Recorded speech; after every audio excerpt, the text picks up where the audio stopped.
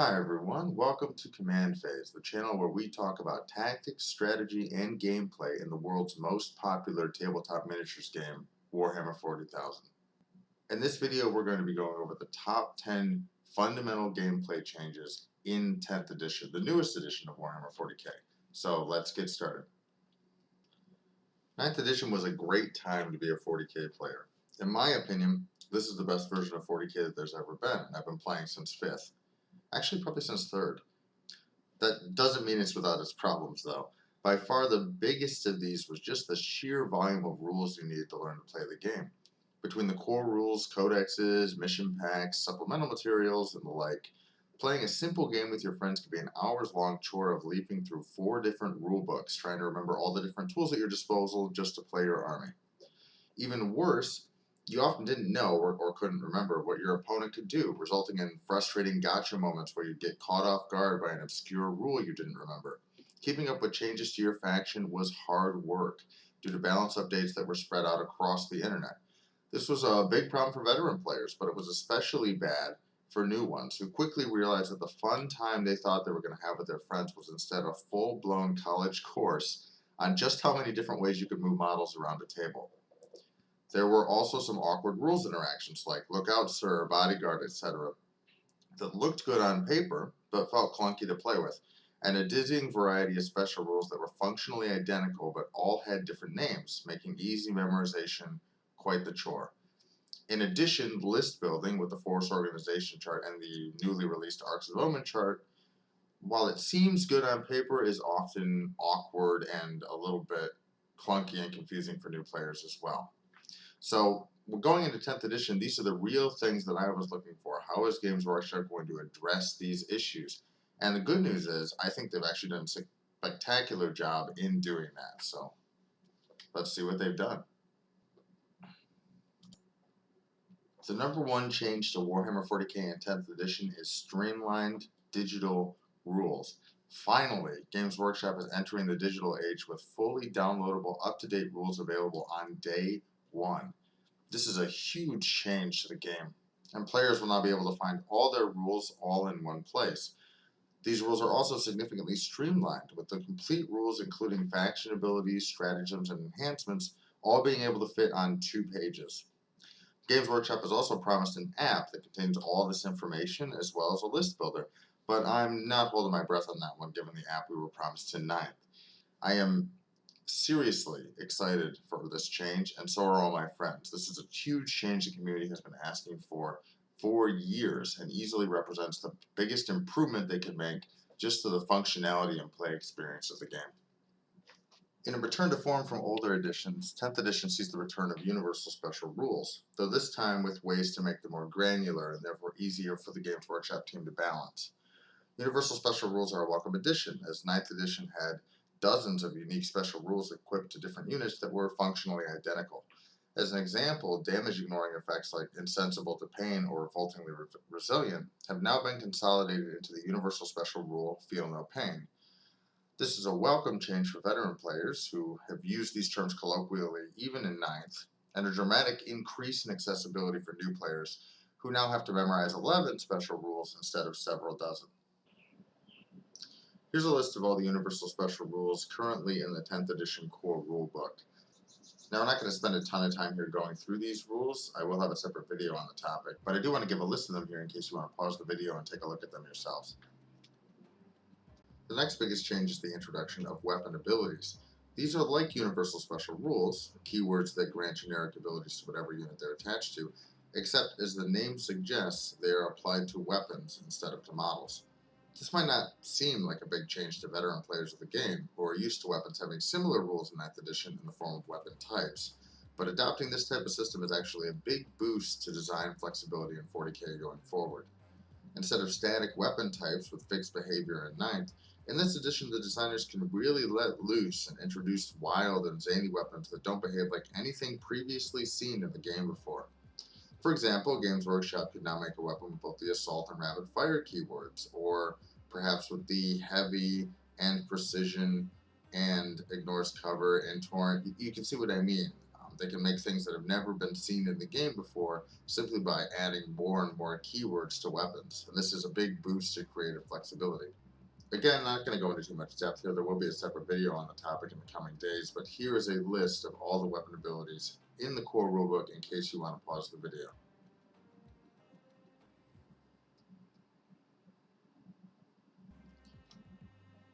The next thing I want to talk about are data sheets, specifically how data sheets are structured. There are two fundamental changes to the way units are constructed in 10th edition that makes them a little bit different functionally than codex entries in 9th. The first is that units no longer have weapon skill and ballistic skill. These attributes, which dictate how easy it is for that unit to hit their target when they're attacking, are now assigned to the specific weapons that unit is equipped with. This makes resolving attacks with weapons easy, as you choose the unit, choose the weapon to attack with, and all the information you need to resolve attacks with those weapons is on the weapon profile. You no longer need to reference anything up in the core stat block up top. On the core stat block, you'll also notice that leadership has changed. It is now a value that must be rolled over on 2d6 instead of under on 1d6. This change, coupled with how infrequent leadership modifiers appear to be in the new edition, will make leadership tests much more intuitive. Units now also have a new attribute called objective control, as denoted in the OC value next to leadership. When contesting objectives, you'll add up the objective control value of all units within 3 inches of the objective and compare that to the collective OC value of your opponent's units within the same distance. Whoever has the higher number wins and gains control of that objective.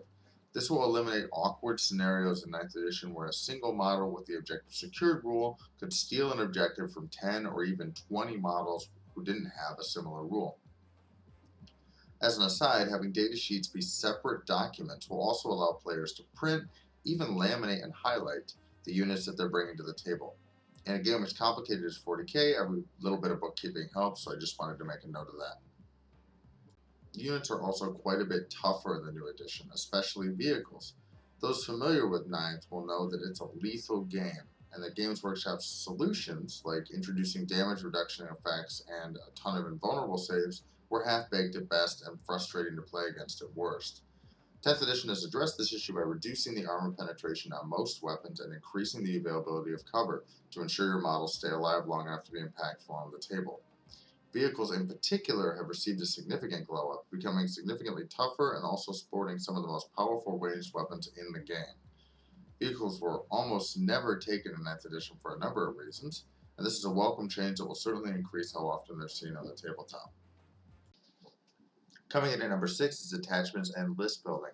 Building an army list is a lot easier in 10th edition because army rules, including stratagems, are now condensed to a 2-page document. When mustering an army, you'll simply choose your faction, say Space Marines, your detachment, which represents a different style of army that faction can field, and then move on to selecting units. Each army will only have one detachment on offer on day 1, so list building will be a little bit limited to get started, but as each army gets their codex, it will unlock additional detachments that they can field. Each detachment comes with a detachment ability which helps define the unique playstyle of that list. You'll also receive a set of 4 enhancements for your characters and 6 stratagems you can use during the battle. Detachments may also introduce restrictions on which units you can take, which will further cement the uniqueness of that playstyle. And finally, one of my favorite changes this edition is the removal of the force organization chart. Now building an army is as simple as choosing the units you want, so long as you abide by some core limitations. These are, you have to have at least 1 character, no more than 1 of each epic hero, and no more than 3 of each named datasheet. Battleline troops and dedicated transports are a notable exception to this rule, and you can take up to 6 of those datasheets so long as they have those keywords. Whether or not these changes are good for the game remains to be seen.